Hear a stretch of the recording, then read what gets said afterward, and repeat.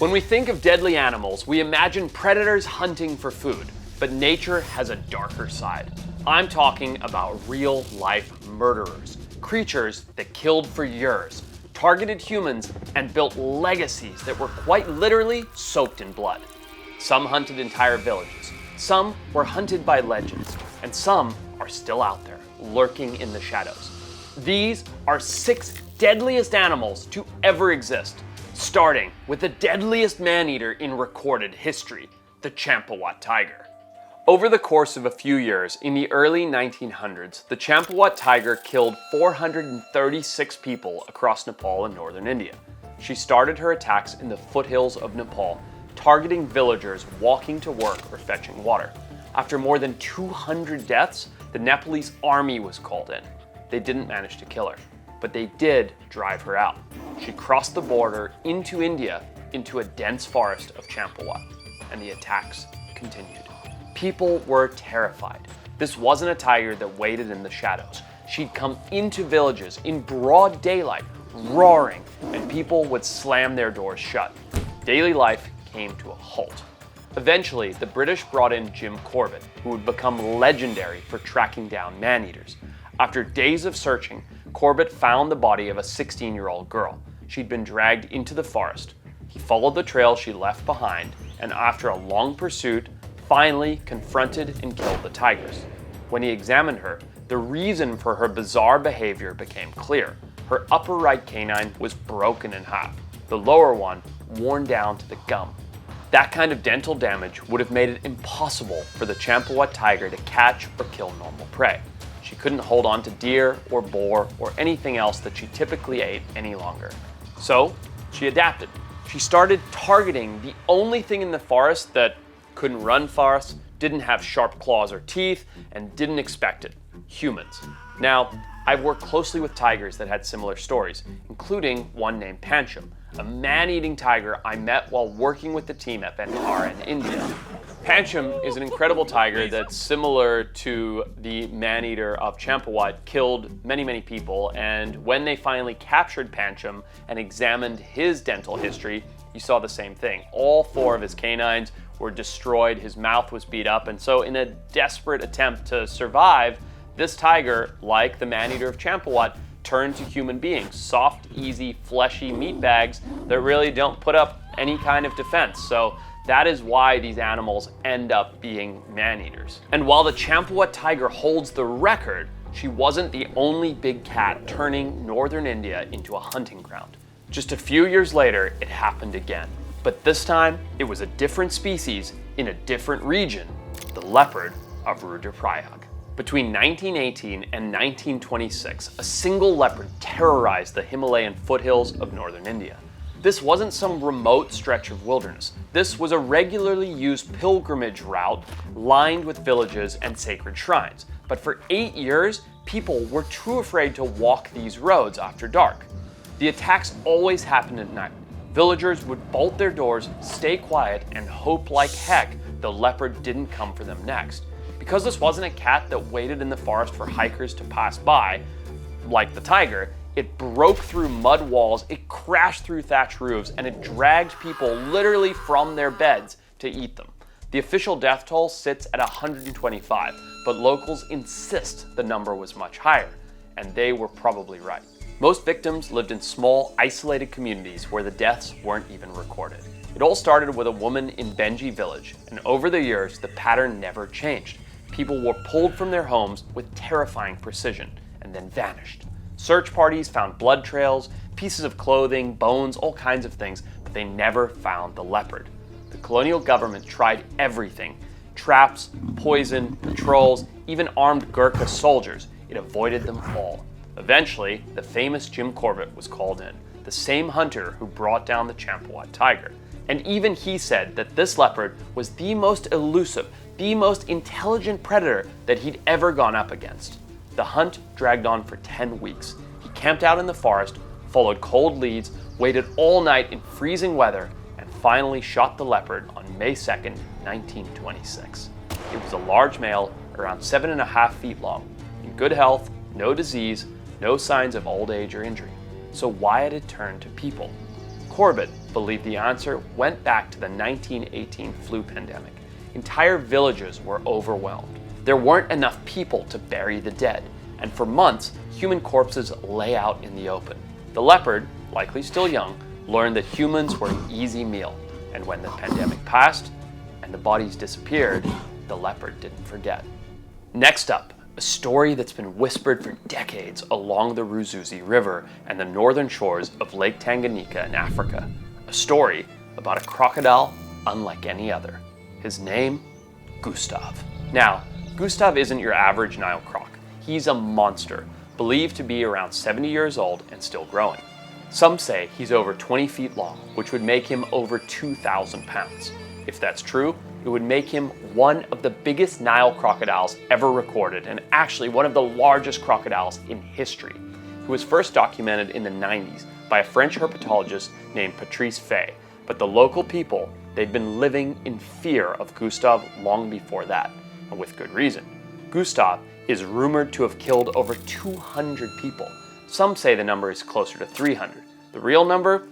Who knows? But when you're living in a village on the riverbank and you see someone disappear into the water due to blood-curdling screams as they're pulled to their death, you don't ask for a body count. You just stay away from the water. And what makes Gustav terrifying isn't just his number of victims, it's how he seems unkillable. He's been shot at multiple times. He has at least 3 bullet scars and a nasty old wound on his shoulder, but nothing stopped him.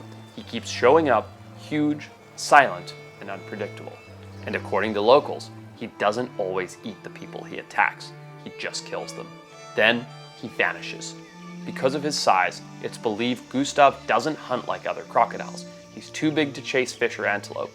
Instead, he goes for larger, slower targets. Hippos, buffalo, and the easiest prey of all, humans.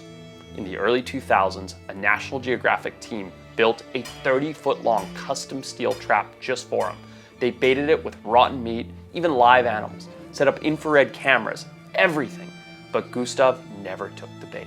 Smaller crocs wandered in, Gustav didn't. In one last attempt, they placed a live goat inside the cage. That night, a storm rolled in, knocked out the camera. By morning, the goat was gone, the trap was damaged, and Gustav, nowhere to be found. Maybe Gustav's dead, but maybe not. But ask anyone who's lived along that river or that Lake Tanganyika, they'll tell you the same thing. They still glance at the water a little longer than they used to, in fear that Gustav is still out there. If a single leopard could terrorize a region and a single crocodile make people fear to go by the water, imagine the chaos caused by not one, but 2 lions hunting together. Enter the Savo man-eaters. In 1898, the construction of the Kenya-Uganda Railway came to a terrifying halt because of 2 lions. Over the course of 9 months, a pair of massive, maneless male lions prowled the camps near the Savo River, dragging workers from their tents under the cover of darkness. The workers tried everything, building thorn fences, lighting massive fires, but nothing stopped the attacks. These lions weren't just opportunistic scavengers. They were calculated hunters, striking night after night, forcing terrified laborers to abandon the site. Lieutenant Colonel John Henry Patterson, the railway's chief engineer, took it upon himself to hunt them down. After months of failed traps and close encounters, he finally shot the first lion on December 9th. The second proved even harder to kill, surviving multiple gunshots before finally collapsing 20 days later. But how many people did these lions actually kill? Patterson claimed 135, though modern research suggests the number was likely between 28 and 31, at least among documented victims. The real toll may never be known. But the question is, why did these lions turn to hunting humans? Some theories point to a rinderpest outbreak that wiped out much of their usual prey. Others suggest they had grown used to scavenging human remains from the Savo River, a frequent crossing point for slave caravans. One lion also had a severe dental infection, which could have made hunting larger prey painful. Whatever the cause, these 2 lions became 2 of history's most infamous predators. Today, their skulls and reconstructed pelts are on display at the Chicago's Field Museum, silent reminders of a time when the African wilderness fought back against human expansion. If you think that these man-eaters only take place in far-off lands, think again. Right here in the USA is one of the worst, most inspirational cases of man-eaters in history. In the summer of 1916, during a brutal East Coast heat wave and a growing polio outbreak, people flocked to the beaches of New Jersey in search of relief. But what they found instead was fear. Over the course of just 12 days, a series of shark attacks would leave 5 people bitten, 4 of them dead, and the entire country in shock. It started on July 1st in Beach Haven. A 25-year-old man named Charles Vansat went for a swim before dinner and never made it back. Still, many dismissed it, a freak accident, maybe not even a shark.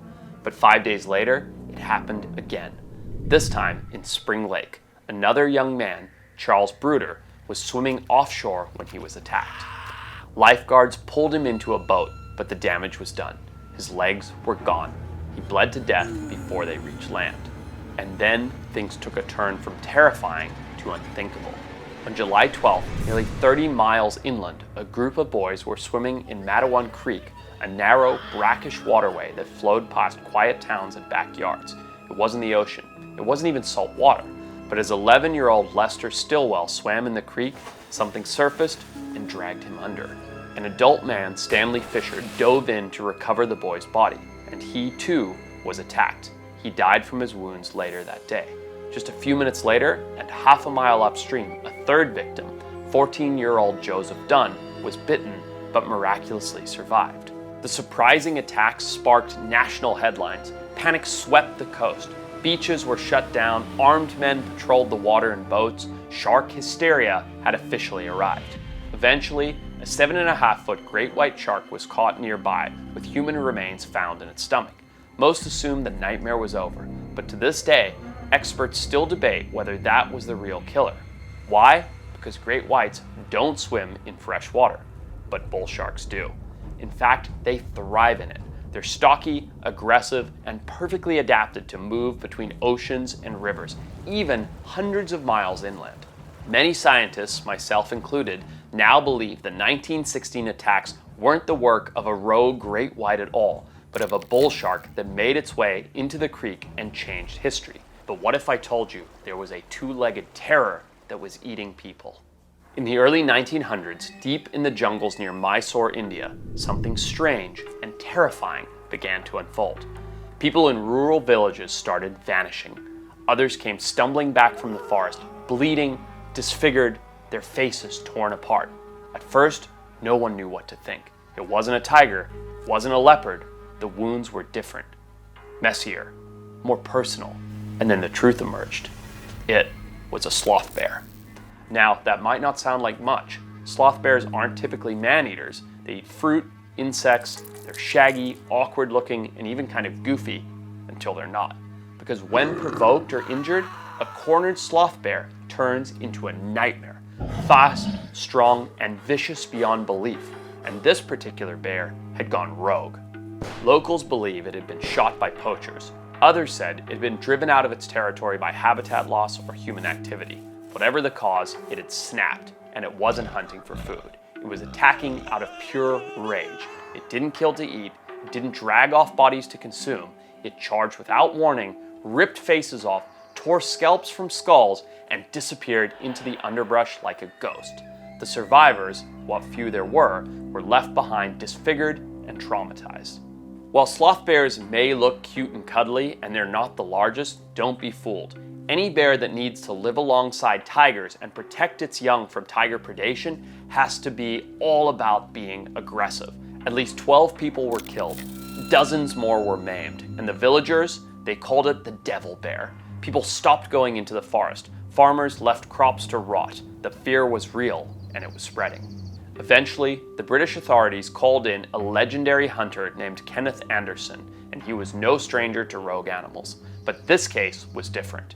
He tracked the bear through the dense forest, followed its trail of destruction, and finally confronted it in a heart-pounding encounter deep in the woods. He shot the bear and ended the terror. This wasn't just a dangerous animal. This was something more primal, a predator born from pain, made monstrous by human interference, and remembered forever as the sloth bear of Mysore.